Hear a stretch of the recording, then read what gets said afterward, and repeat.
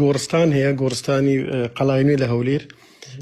شۆفلێک هەیە لێندەر ئەمە خێرخوازی بۆ عنی قبر لێ دەدەین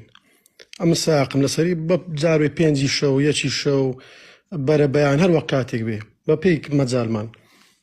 مەمەسا شتێک لێ مێشکم دروست بووە لەو گۆڕستانە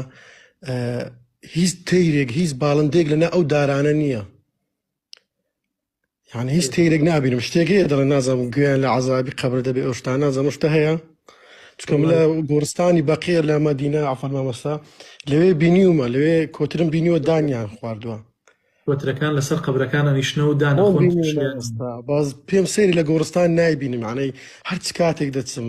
بەرە بەیان بێ نیوەڕۆ بێ نایبینمە ئەو شتە لە مێشکم زۆر دەخولێتەوە پرسیارە من گەورەکانم بۆیان باس کردوم باوکو باپیرە و ئەوانە ئەیانوت ئەگەر جاران حیوانێ بەدان کەوتایە ئەیان بردە سەر قەبرێکی جوولەکە ئەوان باسییانە کرد دوایی ئەو حیوانە تووشی بەلەفیڕێ ئەبوو ئیتر ڕزگاریە بوو کەواتە من نازانم بەڕاستی ئایا ئەوە دەلالەتە بۆی کەوا ئەوان گوێیان لە عەزابی قەبرە بێیان نا پێغەمبەری خوا صلی الله علیه وسلم وەکو باسی کردووە ئەفەرمێت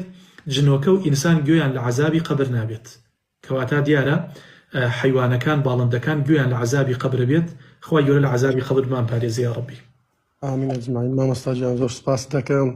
خوای گەورە پایدارت بکە